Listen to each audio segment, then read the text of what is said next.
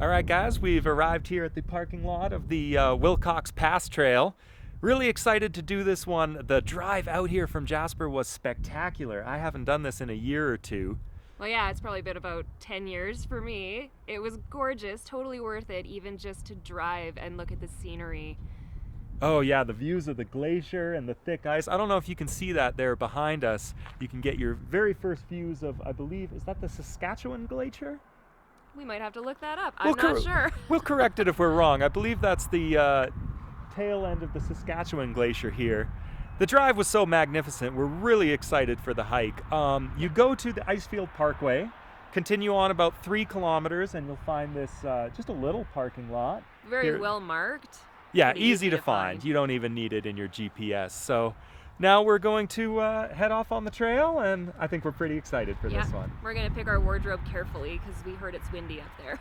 Yeah, I'm not sure exactly what we're going to do with the layers because it's warm down here, but I think it'll get windy as we get up to the top.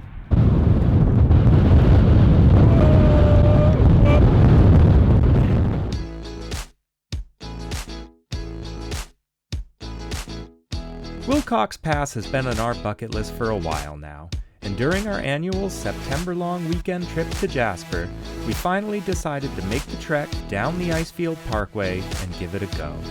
The drive from Jasper will take about an hour. However, since this stretch of highway between Jasper and Banff National Parks is highly regarded as one of the most beautifully stunning roads in the world, it seemed a lot shorter than that to us.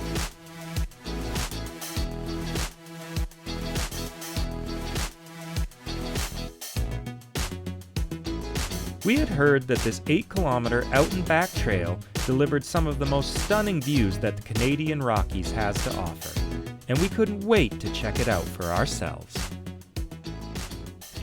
Sounds so professional. How's the first 500 meters of the trail here?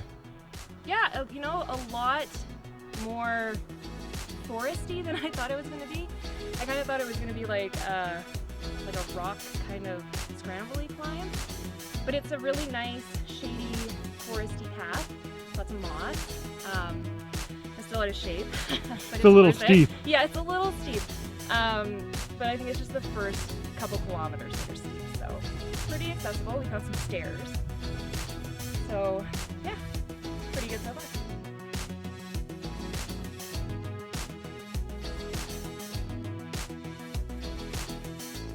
The first part of the trail is a steep climb of about 2.5 kilometers to the first viewpoint.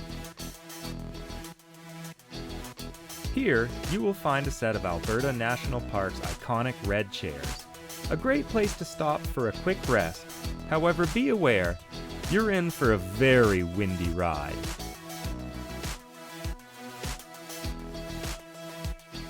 Once you're above the tree line, you get your first views of the Athabasca Glacier and the surrounding mountains. However, this is when we learned that this trail would come with a whole new set of challenges.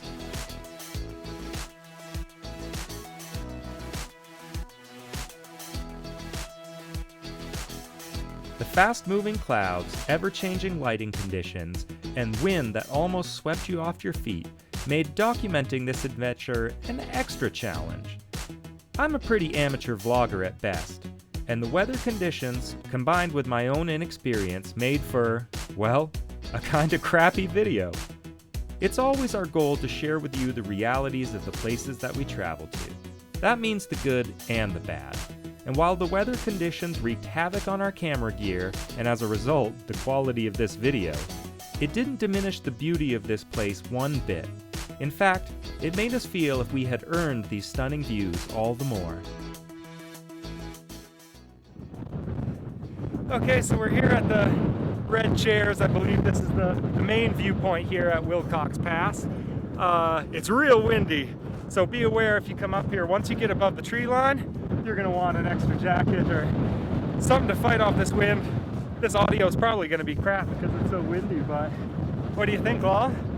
Yeah, definitely worth the climb. Not as hard as I thought it was going to be.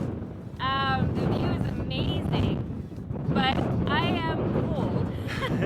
So yeah, definitely bring something warm even if you think you're not going to use it, because here you would be thanking yourself for having it. lesson learned for Yeah. sure.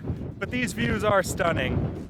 We're only about maybe, I think it's at 2.4 kilometers up. It didn't feel that long. No. It is a little steep, so if you're in the same kind of shape that we are, you're gonna huff and puff a little bit, but well worth the hike. Good for you. All right, we're gonna mosey on and continue to the pass, and we'll see what that looks like.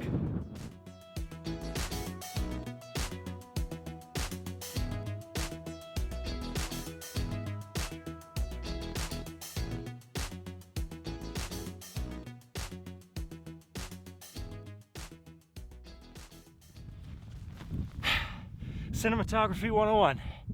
You have to come back and get the camera. Continuing upwards for another 4 kilometers or so, the trail enters the gorgeous Wilcox mountain pass. Because we were here in early September, the lush summer green had already given way to fall colors, adding to the spectacular beauty. The pass itself was definitely one of the highlights of the trail, and while you briefly lose the views of the Athabasca Glacier, you're surrounded on all sides by a different but equal kind of beauty. The vast meadows of the mountain pass, adorned in different shades of autumn, signals to us the end of summer and the impending snow that will very soon make this trail impassable.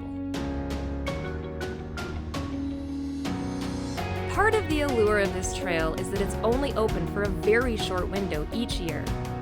Until late June, the pass is covered in thick snow, so making it to the summit is only possible for a short 12-week corridor between July and September. As you reach the end of the pass, and before beginning the last push to the top, we stopped for a much-needed break. A small valley next to the river gives you some comfort from the relentless winds, and we would need all the strength we had left for the final climb to the top. Okay, well, we just stopped here, kind of in the meadow pass here at Wilcox, next to this nice, beautiful babbling brook, and enjoying a couple of sandwiches, a few granola bars, and refuel our strength. How much longer is it up to the top? So we saw a sign that says it is 1.4 kilometers up to the ridge. Yeah, Wilcox Ridge. Yeah, and we think there's going to be probably an epic view up there. And I think we've got a couple more kilometers of uphill in us. I figure we come all this way, we might as well stand at the top of it, so Yeah. let's see what the top looks like. All right. Follow the stone markers with the yellow cards for the last kilometer and a half. This final section of the trail can be a little deceiving, and each time we thought we were about to reach the top, another section of the trail would appear over the ridge before us. However, when you finally reach the summit, you're greeted with a view unlike any we had seen before. Hey, Law. Oh, hi. So we're here at the top of Wilcox Pass. What do you think? I think it's worth it. Look at that view. I'm glad we brought our warm coats. It was a little farther than we thought it was going to be from that sign. But all of a sudden, here you are. Yeah. Opens up to something pretty magical. I don't know if you guys will be able to hear us talking. It is windy as hell, so this might all be done in voiceover, but you get an idea of what it looks like up here at the top. I don't know if you guys can hear anything that I'm saying, but yeah, I mean, you look right down onto the Icefields Visitor Center and the parking lot. It is windy, so we won't be able to stay up here for very long, but there's not much beating a view like this. And I would just like to say that it is Monday and it's a weekend. We are the only 2 people up here.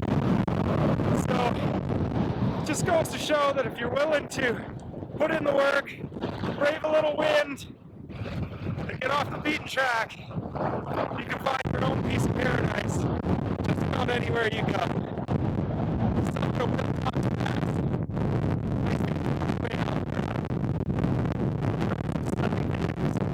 Thanks for coming with us.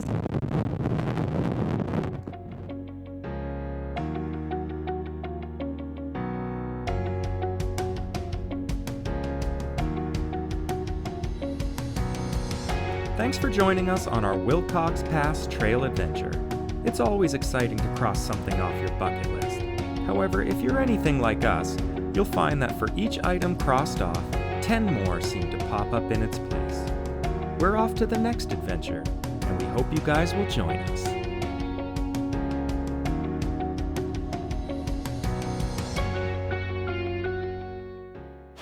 Okay, so we're actually on our way back to Jasper on the Icefields Parkway here after doing Wilcox Pass. And we just happened to pull over here at, what's this spot called again? I think it's called Tangle Creek, the Tangle Creek Waterfall. We'll have to check that out and verify it. The sign is actually across the road. Yeah, it's just a quick little, you got to deke off the side of the road here, but this is a really epic waterfall just for being on the side of the road. So if you guys are coming along the Icefields Parkway or traveling between Banff and Jasper, try to pull over at this place. It's a really beautiful waterfall. Just stunning. Hidden gem.